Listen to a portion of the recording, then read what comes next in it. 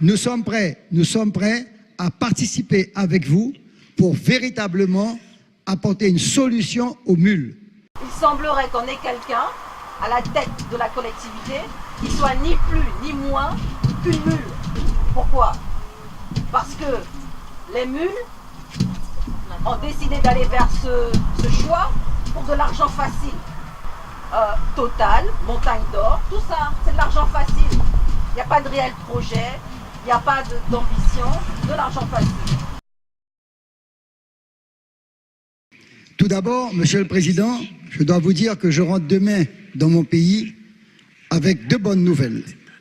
La première, c'est que le tribunal de Cergy-Pontoise vient de donner raison à l'État et à la collectivité territoriale qui a accompagné Monsieur le Préfet ici présent dans l'arrêté de continuation des forages pétroliers. J'ai apprécié, Monsieur le Président, vos propos concernant la Montagne d'Or. Je suis de ceux qui pensent qu'il faut apaiser le débat. Et mon collègue d'Apatou, le maire d'Apatou, a pris ses responsabilités et j'apprécie. Il nous faut résister. Résister pour ne pas faire la part belle à ces multinationales prédatrices qui ne vénèrent qu'un Dieu, l'argent. Résister, parce qu'il le faut. À la fin, nous gagnons. Résister, parce que c'est notre destin même qui est en jeu, l'avenir de nos enfants. Il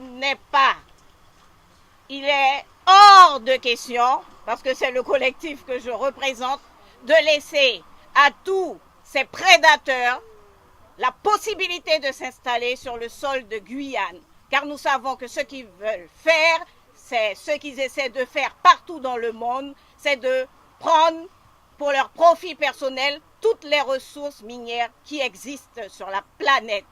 Donc nous nous battons pour l'humanité, l'humanitaire.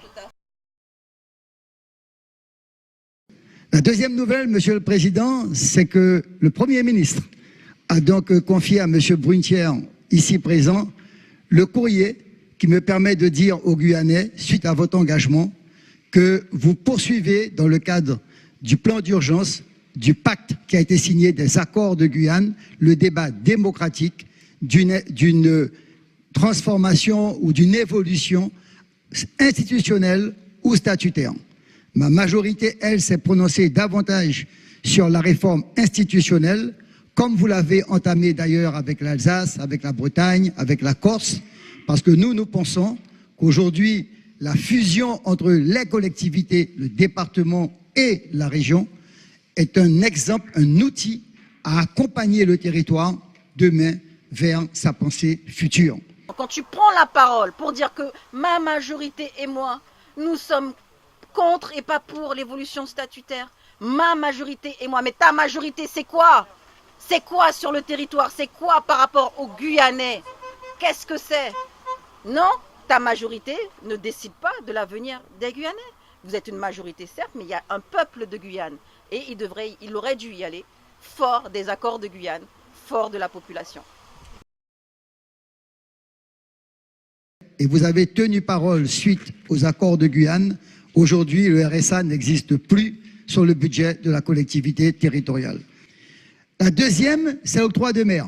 Vous avez également tenu votre engagement avec Madame la Ministre. Nous avons pu aujourd'hui obtenir ces 27 millions et j'espère pérenniser cela pour que la collectivité puisse socler son architecture sur le territoire. Aujourd'hui, la CTG, c'est à nous. Si la CTG a un bon bilan, un budget équilibré, c'est grâce à nous. Mesdames et messieurs, la France a donné 98 millions à la CTG. Le RSA, c'était dans l'accord de Guyane. D'accord? L'octroi de mer, c'est dans l'accord de Guyane. Il faut qu'on désacralise la question des peuples autochtones. Je suis un des rares créoles guyanais à avoir établi la réconciliation et la conciliation avec les Amérindiens.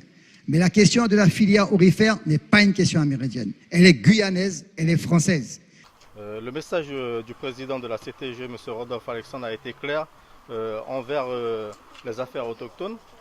Donc le mépris total, le dénigrement en faveur de notre présence historique sur le territoire de la Guyane.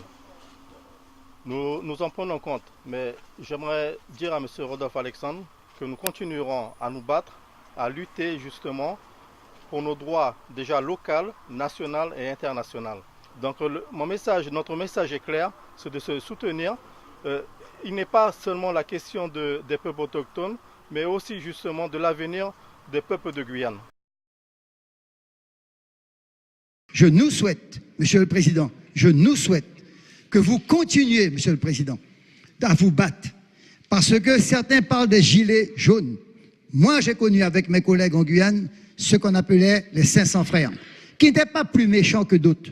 Mais j'ai connu les manipulations qui visaient à nous décrédibiliser, à nous jeter par terre, à nous diffamer. Et donc, Monsieur le Président, vous êtes légitime, vous devez vous battre. Donc là, moi ce que j'ai entendu, c'est un président qui dit, il parle pas des casseurs, hein, il parle des gilets jaunes. Hein. Monsieur Macron, c'est très bien, continuez à taper dessus, continuez, c'est très bien. Mon collègue gilet jaune est avec moi, gilet jaune et autres, hein, parce que 500 frères, trop de violence, gilet jaune, c'est le même combat. Parce que, est-ce qu'il veut qu'on soit gilet jaune? Si je suis gilet jaune, si nous sommes tous gilets jaunes, on commence par demander la démission du président de la CTG. Donc si vous voulez qu'on soit gilet jaune, continuons comme ça. You crazy baby Bathsheba.